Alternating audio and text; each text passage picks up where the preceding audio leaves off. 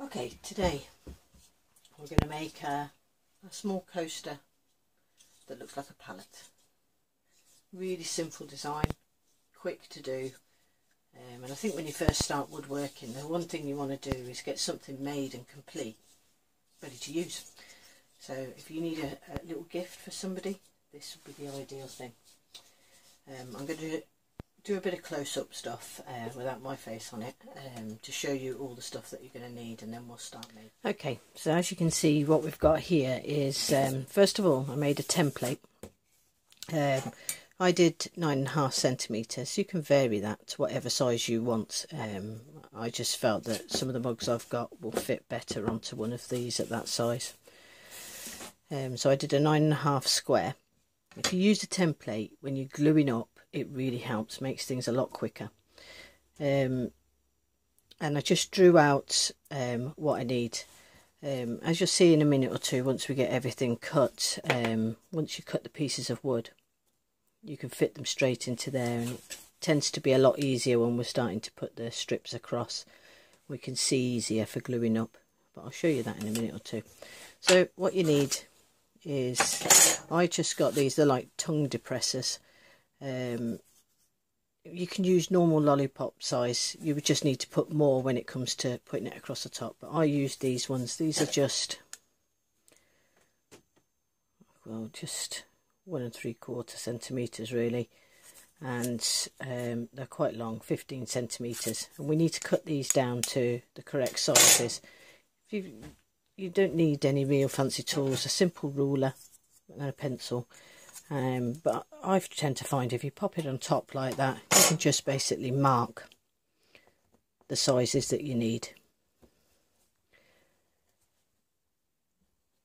And then draw your line across.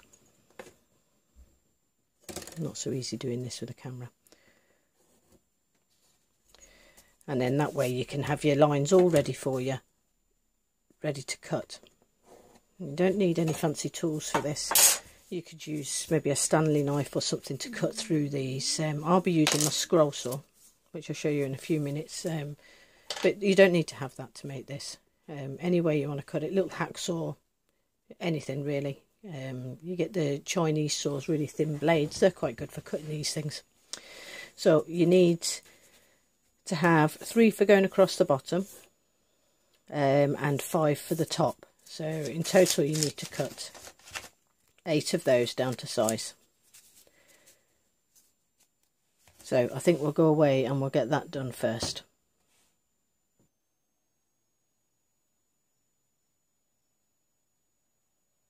Okay, over to my scroll saw now. I've just got a simple record power scroll saw. Cost me I think about just over £100, just from the local wood shop. Does the job fine for me.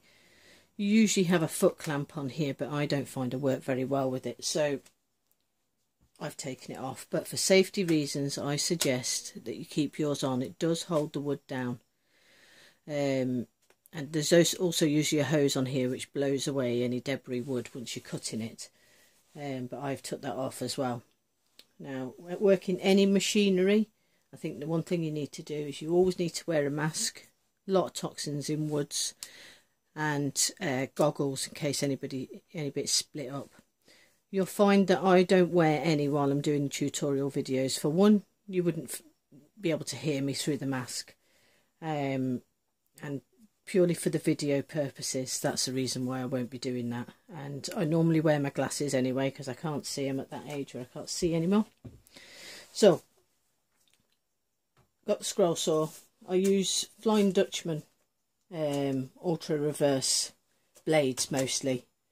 I had to get these over from America, but they didn't take long, 2 or 3 weeks. But in this country we've got the Olsen blades, and you get the spiral tooth. Those have got a blade that circles all the way around, which means that when you're cutting you can push your blade in any direction, and it's great if you're doing things like intarsia or small work projects like that. But for today I'm using a Flying Dutchman size number 5. So I've just lined the top one, and I normally take about 4 to cut at one time. move that out of the way. And I've just turned the power down a little bit on, I think it just depends really. I find just as a hobby woodworker I tend to put it up and down as I need it. If it's not cutting very well, or I need a slow cut so that I can make sure I get all the angles right, I slow it down a little bit. But here goes anyway.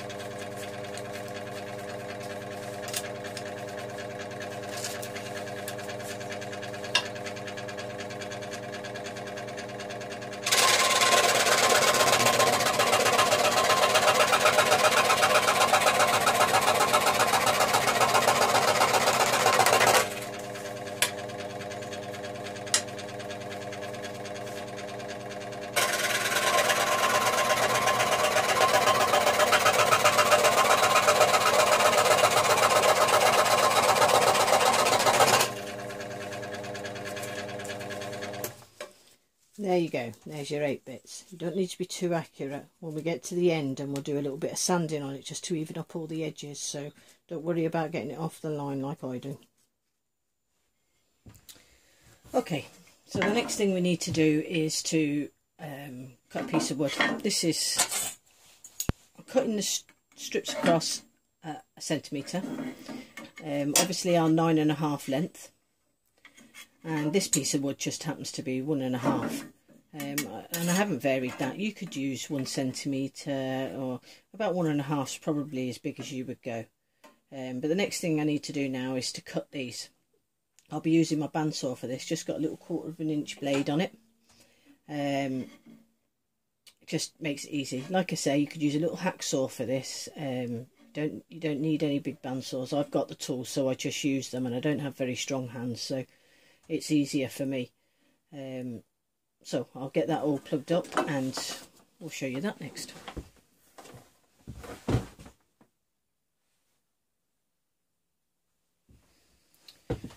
Okay, I'm not going to cut across first because I don't want my hands to get too close to this blade.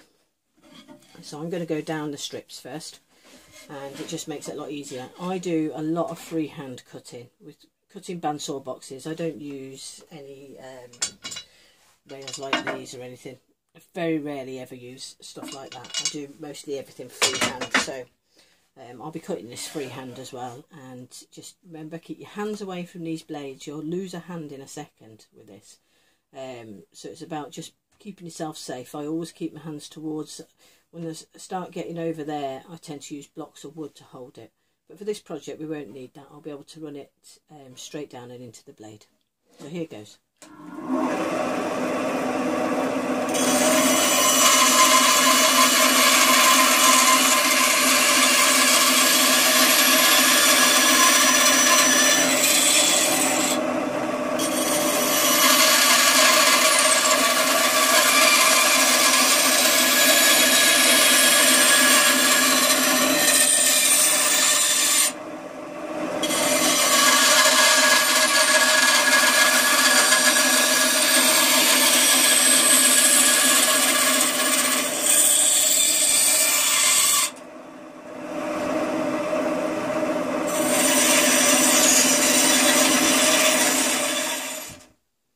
Okay, this is my bench sander, and I'll just give these a little rub over.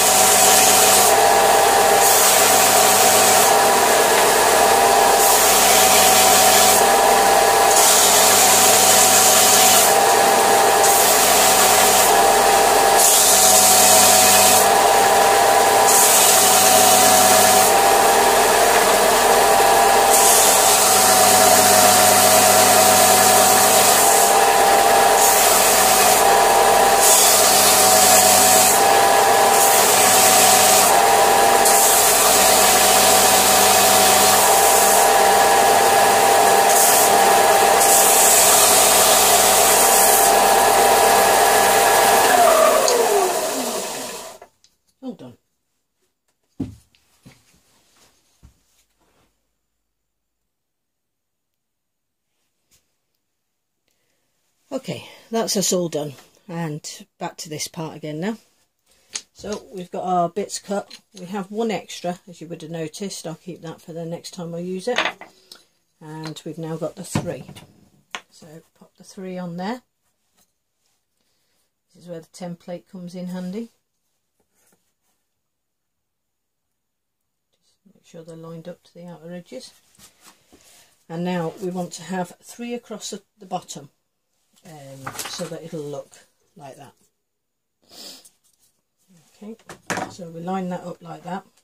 I use Type Bond, but you could use any wood glue. You'll get wood glue from your local supermarket that you can use for this. And I just put 3 little drops on there, 3 little drops on there, the same on there. A little dab. Just so it doesn't bubble too much out the edge. Right. And then you take your strips. And you look above your guide, you'll see you've got your guide for your lines for that as well.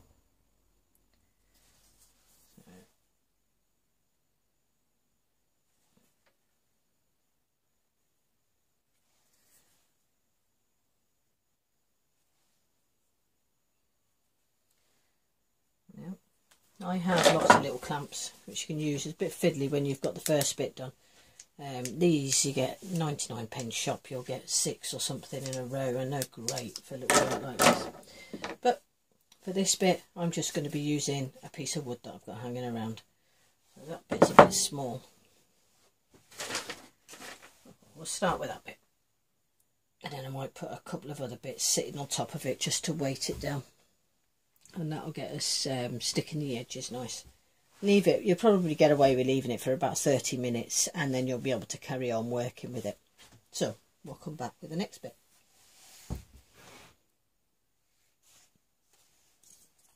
Okay, that's it all glued up. Doesn't look anything special really right at the minute.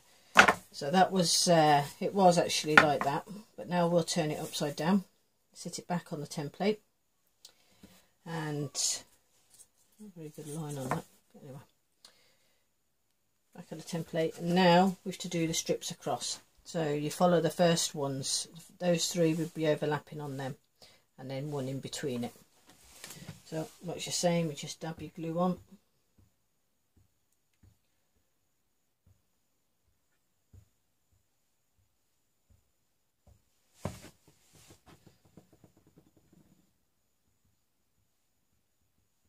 We'll get those 3 on first.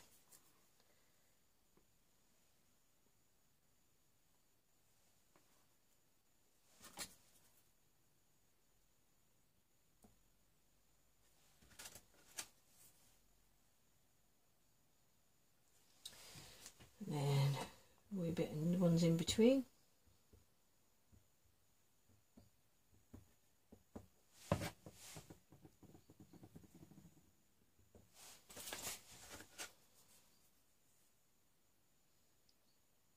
Put those on and just give them equal each side. Not much of a gap between that one, so just pull that one down a wee bit just to make sure you've got a little bit of a gap there.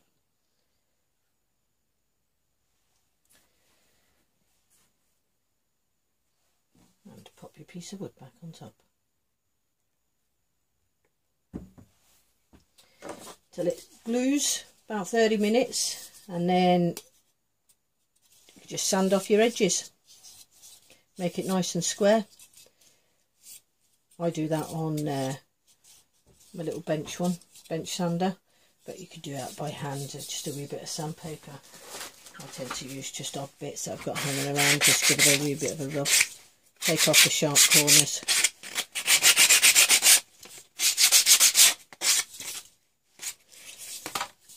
And then I'll show you what I do to finish it.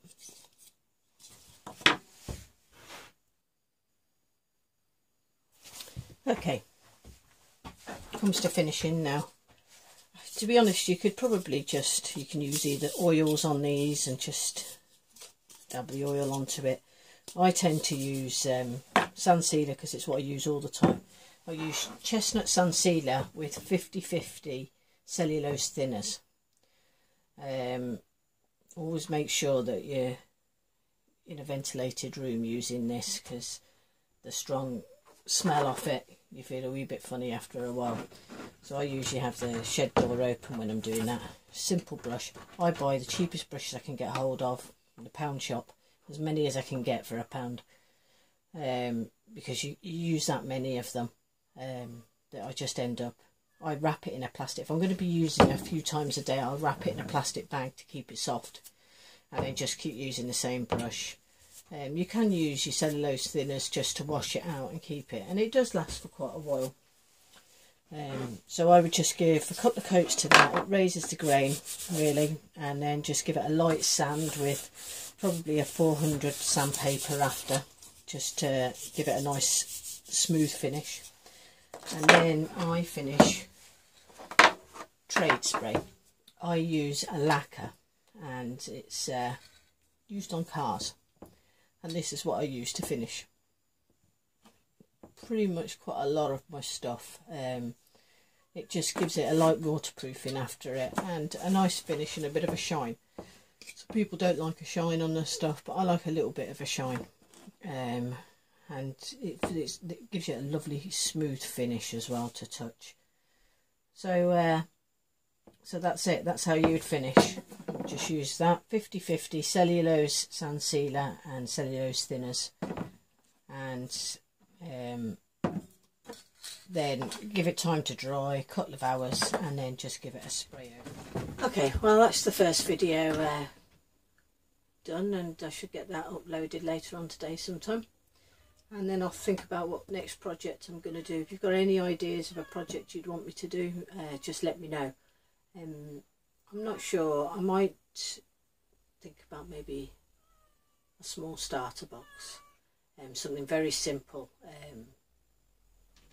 just so it gives you a totally different project. I could show you more placemats, but I think I'll wait a while and show you some more in the future. So now I'll get back to doing what I normally do out here, which is making stuff. Today I'm making a router bowl with a little tea light on the side of it. So I've got quite a lot of work to finish all that off and finish the sand in and get that finished. These will be things that I'll be showing you in the future how to make. So until the next time, thanks very much for watching.